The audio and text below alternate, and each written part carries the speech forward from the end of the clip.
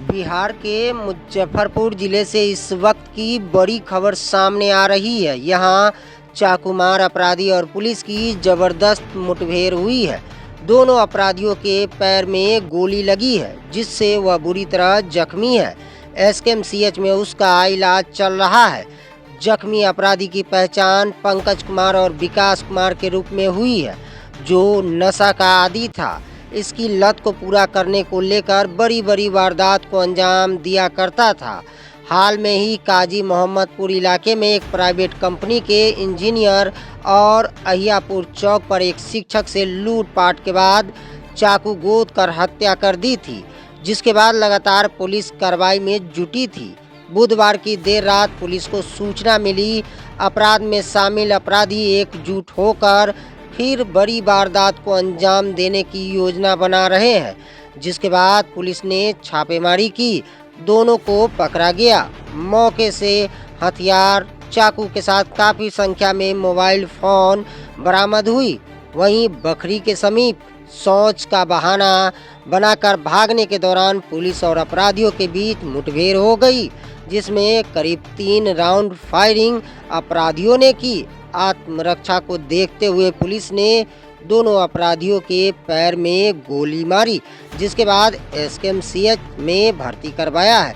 फिलहाल दोनों अपराधी खतरे से बाहर है। वहीं इस मामले पर एसएसपी राकेश कुमार ने क्या कुछ कहा, सुनिए। काजी मोहम्मदपुर थाने के अंतर्गत एक पेशे से प्राइवेट सेक्टर के इंजीनियर हैं, जिनकी चाकू से गोद कर हत्या कर दी गई थी अज्ञात अपराध कर्मियों के द्वारा।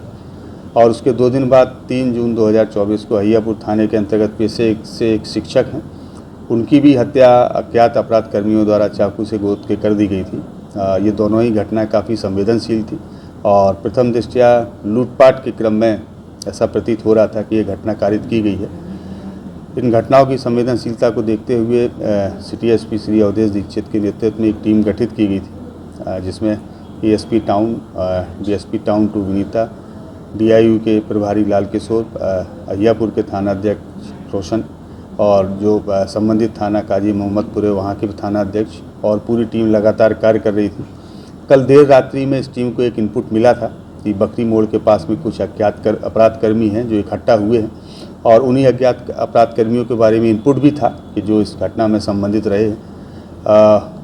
उक्त टीम के द्वारा वहाँ रेड की गई और उस दौरान 2 अपराध कर्मी हैं जिनकी गिरफ्तारी की गई, जिसमें से एक का नाम विकास है और दूसरे का नाम पंकज है।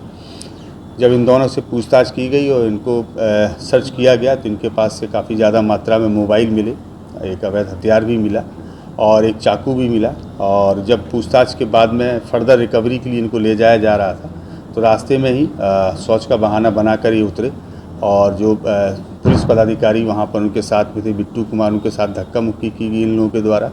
उनका पिस्टल छीना गया और पुलिस के ऊपर फायरिंग की गई। पुलिस के द्वारा भी आत्मरक्षा जवाबी फायरिंग की गई, जिसमें 2 राउंड गोलियां चली हैं और जिसमें से जो दोनों अपराध कर्मी हैं उनको एक एक गोली पैर में लगी है, जिसमें से एक अपराध कर्मी का नाम विकास कुमार है और दूसरे अपराध कर्मी का नाम पंकज कुमार है। दोनों अभी खतरे से बाहर हैं और दोनों मेडिकल कॉलेज में अभी इलाजरत हैं।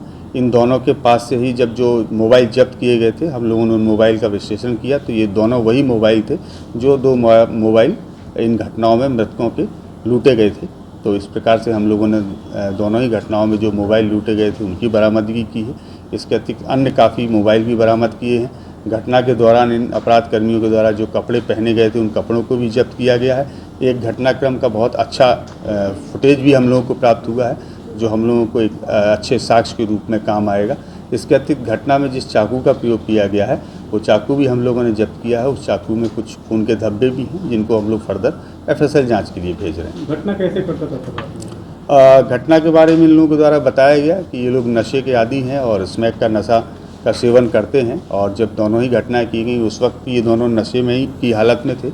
और घटना के पीछे इन लोगों का उद्देश्य यही रहता था कि सामने वाले व्यक्ति के पास में जो भी है, मोबाइल, पैसा या कुछ भी है, चूँकि नशे के ये लोग आदी हैं और पैसे छीनने के लिए ये लोग तुरंत उसके ऊपर वार करना प्रारंभ कर देते थे और अंततः उनकी मृत्यु हो जाती थी।